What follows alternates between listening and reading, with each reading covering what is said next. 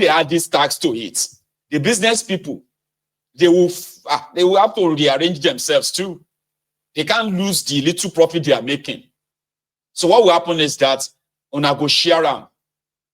So you, the consumers, you that are patronizing them, it's all coming back onto like oh my heavy gone. I don't like you, right? So when you begin to break it down, okay, all these taxes that they are piling up, and they are making some of you ordinary people to feel like it is in your own interest here. Interest here, okay. So Tinubu want to be the one to collect all the taxes left, right, and center. Oh yes, in reform, this, reform, that. As they are collecting tariff from those who are importing, they are charging those who are transporting whatever they are importing. And those of you patronizing them too, they are charging you. So last, everybody who is not paying now, you make the net bigger in the time of Bola Ahmed Tinubu. If we reduce the purchasing power of the people, we can further slow down the economy. Let's widen the tax net. Those who are not paying now, if it is inclusive of Bola Tinubu, let the net get bigger and we take in more taxes, and that is what we must do in the I agree. Somebody said that there is a need for tax reform. I agree. But you don't tax the poor. You don't tax people that you have already economically strangulated. What you first do is you invest in the people. You invest in them. And how do you invest in them? By ensuring that, number one, let's start with this one. Number one, provision of 24 hours electricity. Yeah. Improved in electricity generation and distribution, which will actually help a lot of businesses on their own. Improve infrastructures like roads, rails, and all this. So when you invest in the people, and the people became gainfully employed, productive, and you tax them, by then, nobody will even notice that they are paying much taxes. Look at us here in the UK, for example, or look at yourself where you are living abroad. When you check your pay slip, and you check how much they take from you every month, instead of you getting angry, do you not look around and just be like, oh, what the hell? You invest in the people first. Let them have access to quality education. Empower them through all the means whereby they can actually like be productive. Where you have factories everywhere, people are, then you can tax them. You don't tax people that they are the ones, right? They are the ones providing their own water. They are the ones providing their own electricity. They are the ones paying for their own education. They are paying for their medical bills. They are paying for all the things themselves. And then you turn around and you are squeezing them for whatever you can, even though whatever you are squeezing from them is not being reinvested in them. You need to invest in the people before you tax them. That's the point. If you don't invest in the people, what are you going to tax? What? You're just going to kill them, kill their businesses, kill everything they have until they have nothing to give anymore. That's exactly what Tinubu and Co are doing. That's what they are doing. You put money in the bank. You are not touching the money, but the money is reducing because the banks are told to be taxing you, taking money from your bank. These charges, that charges, this one, that one, reducing your savings. You are devaluing you've devalued the currency, devalued the naira in the country, right? You've devalued the currency, which means all their labor, all their effort have been devalued. Before they even touch the money, it's been totally devalued. Then you now want to tax them to take more from them. So tax reform is good, you will say, and tax is good. But you have to reinvest it in the people so that they are more productive, that when you begin to take from them, they won't even notice. They won't. That's what these guys are not doing. The roads are terrible. So you have to spend a lot of money to even keep your vehicle working, to keep your vehicle operational. Because of the terrible roads.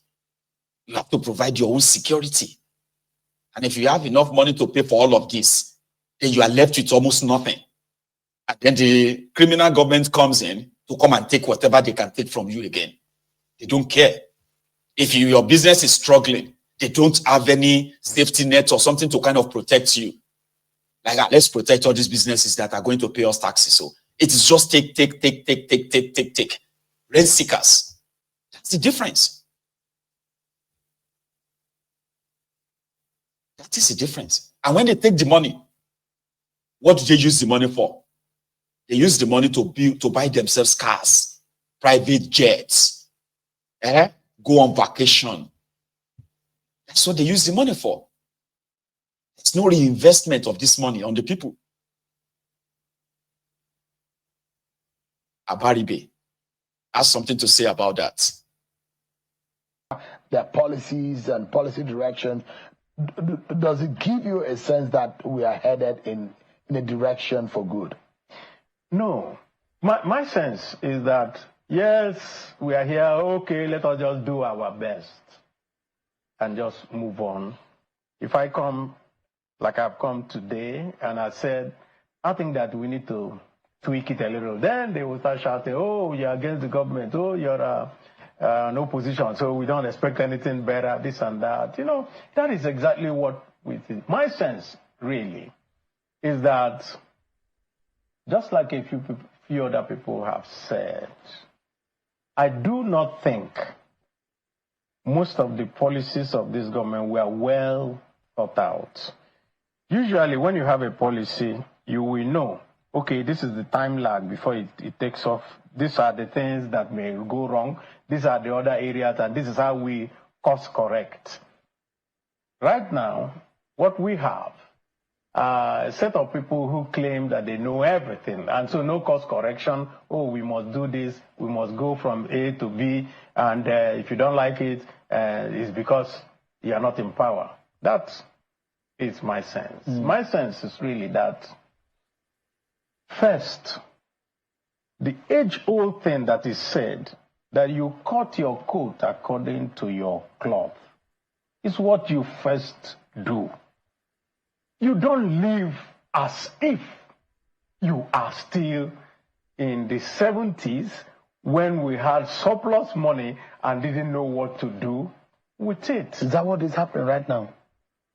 So tell me, why do we have to buy a new plane? Why do somebody even wake up and now say, oh, even the one that the vice president is using is not good, we need to buy another one? Why do we have, I mean, there are so many things. But you and your colleagues approved all of that. Well, you were in the National Assembly when all of that was going on. I am in the National Assembly, but I can tell you for a fact that nobody, quote me, show, nobody brought anything to the National Assembly to say, please approve this for purchase of a new plane. So it was done without the approval of the National Assembly? I'd say it was done without my knowledge. Nobody, I never saw any document, and I've always been in the National Assembly. Ask anyone. None. You know, they just do things, and we just continue to say, okay, so that we do not rock the boat. Let it not be seen as if there's so much turmoil in government, because everybody wants to see that things happen. But ask them, was there a request? None. And what does that mean? What it means is that part of the job of the National Assembly, which is to be a check on the government, is not being efficiently carried out. That's what it means. If government money is being spent without appropriation, and their policies and policy directions, See, nobody is bold enough to actually initiate an impeachment of Tinubu. Fiscal responsibility, where monetary spending is, is based on appropriation. They talk about this reform, that reform, but they don't have themselves to reform. They are living, they are asking, they are telling you that the country needs money and the country is broke. Therefore, you must endure the pains, the austere measure, the austerity that is currently pervading the country. The hardship that you are witnessing, well, is baby step of pain. You have to sacrifice. But they are not sacrificing. They are spending like, drunken sailors. I don't know if that's even a proper narrative anyway. They are just like spending like, they are so rich. Nigeria is so much in abundance. When it comes to the people, you have to sacrifice.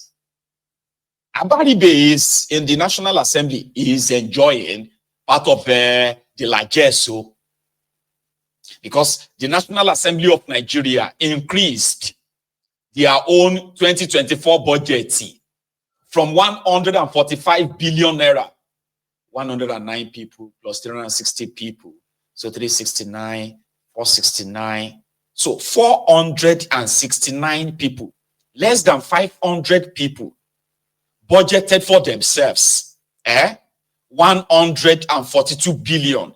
But by the time their patch approval will come in, these guys approved nearly 400 billion naira for themselves.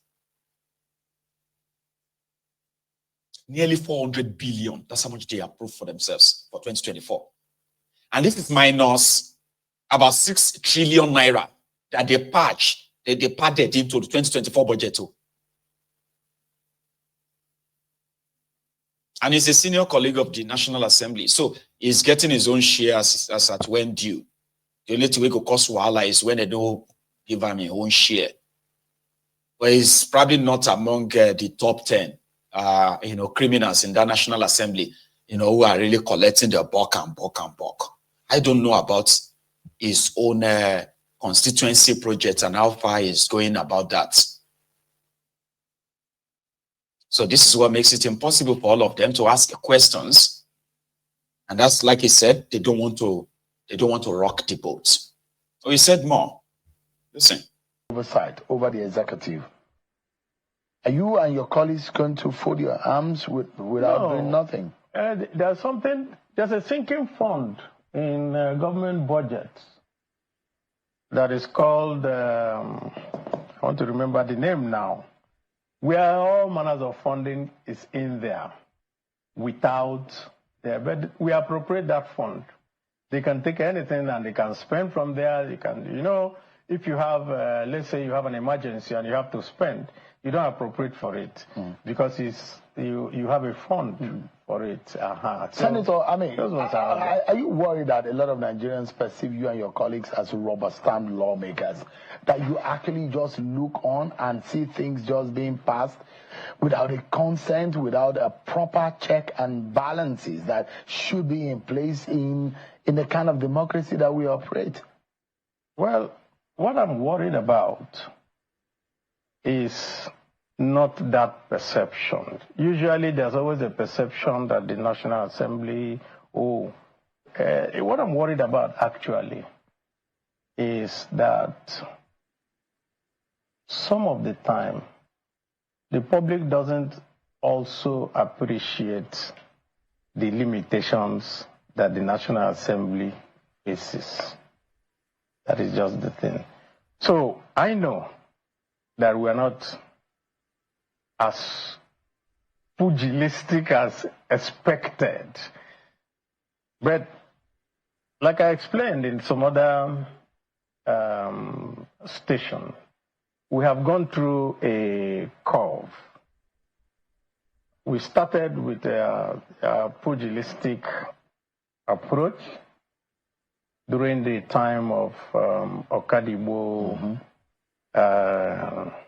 Oyosanim, and all that, until we got to the time of David Mark, and of course the high point was during the time of Bukola Saraki, and then from the time of Lawan, there was an attempt to say, why don't we, for the interest of the public, cooperate and do things in such a way that it will not be seen as so much antagonism between the two arms of government. And that has been what has flowed over into the Akpabio regime. But we also continue to tell the leadership of the National Assembly, and we make it very clear that in bending over backwards, you don't fall on the ground. You can bend over backwards to make things so that the Nigerian public is what should be the ultimate recipient of whatever you do, either as the executive. I'm highly disappointed of Nigerian government because the Nigerian government were highly disappointed in them due to foreseen circumstances. Definitely, I'm one of those people are proving people should die in coronavirus is more better than people should die in hungers. Hunger kills more than coronavirus because some people are less privileged.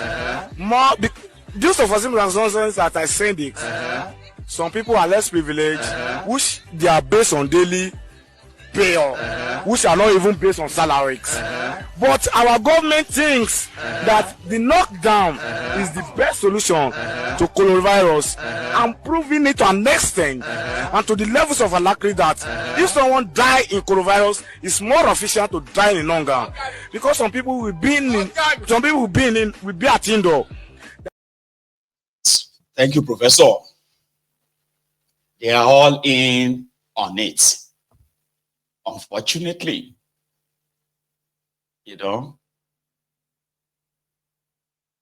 they can't ask questions. They can't rock the boat. It is turn by turn. When it is your turn, maybe you can begin to allow them to ask you questions, okay? The only time they will ask questions will be if their own share is not sent to them as at when due. That is the only thing that will cause problems. But if their shares are being sent as at when due, the whole thing is just going to be just said, don't go to Renshi. Yeah. See no evil, say no evil. Kind of. You're on your own. You're on your own. So I saw an expose. This one is in Ebonyi, where Francis Nwa, what's his name again? Nwa Firu. What's the name of that governor of Ebonyi again? Hang on, I'm gonna go look for his name. Nwifuru, I think. He did his own sort of follow-up on what was reported as medical materials for Ebonyi State health centers. And this was diverted by some guys, the evil servants of Ebonyi. They diverted material. Even though what I was saying there is they're just like books, like printed books and all that. I believe there is more to that. So he traced them to a warehouse or property where they are keeping this stuff. And he expressed his total disappointment that people will say the government is not doing this, the government is not working, or the government is failing.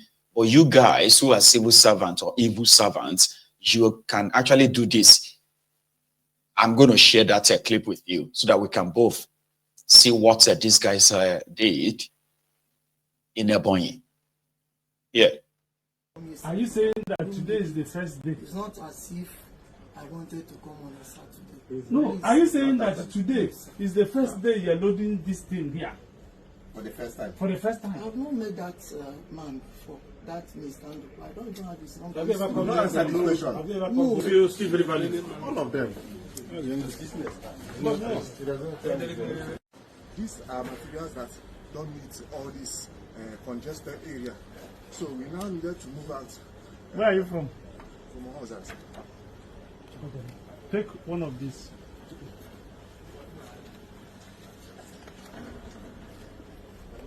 Look, I read what is there.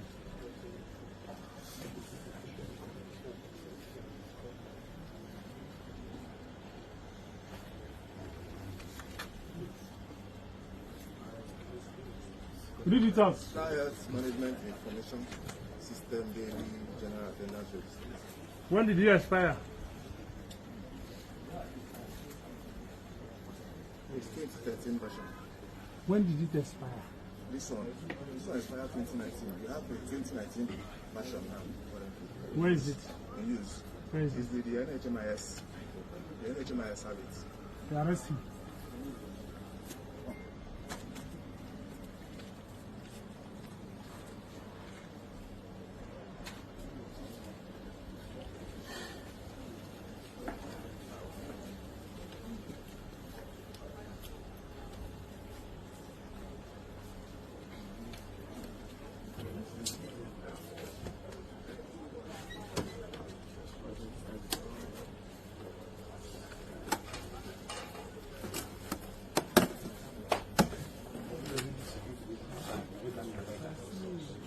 What is there?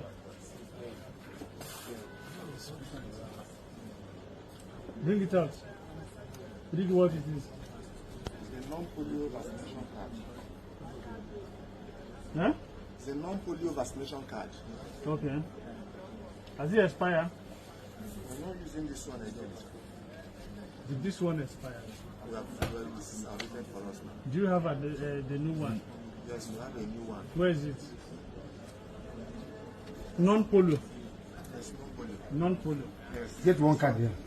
This one is done because why this one was updated is because it's specifically for meningitis. So now when they now saw that there's need to produce a non-polio vaccination card that integrates all the vaccinations we do for non-polio, they now produce the one that is not specifying meningitis. That's why they wrote it. See it. Where did they write it? Let me see it. Show me where they write that this is meningitis. Show me. Because you said it's only for meningitis. Show me. What's this written here? Show me that card you have. Is it updated? Yes. So which one is replacing it? 2019. Where is it here? That's what I said is with the NHMIS. The NHMIS people have it. So you are discarding what Before its arrival. No, it's there already. That's the one in use. The one in use. Philip, so you can give the card. It's updated too. No, this one is not addicted. Philip, Commander. And I can sincerely swear that I don't know why they are doing anything with this one. This one, This one is not also addicted. but you sold this one too. I did not, Your Excellency. Because maybe I'm not there. They think they want to do what they feel they want to do behind me. But the guy said he sold everything. Call the guys. Let's see guys. The buyer. All of them. Okay. All of them. Of what these people supposed to do. Behind you. Is that true? You, Hogan? He said that all these things is not what he's supposed to do. Is that true? That's what he said. That you're loading all these things because he's not here. Yes or no? No, sir. It's not true. Is that true? Yes, sir. He says They were carrying it. I said that to you. He said you are loading all this because he's not here. But if he's here, you wouldn't have been loading it. Yes, sir. How much said no, sir? How much did you sell it? 150,000. But you say 60,000. You say 60. Yes, it says 60. Who gave the approval of the government? I wrote to get approval from our executive secretary, but he was not in town. So he traveled. What of the permanent secretary? What of the commissioner? What of the secretary to the government? Do you know how to sell government property? The obsolete one. Do you think that even me as a governor have rights to sell? Do you know it goes to the procurement council? And it's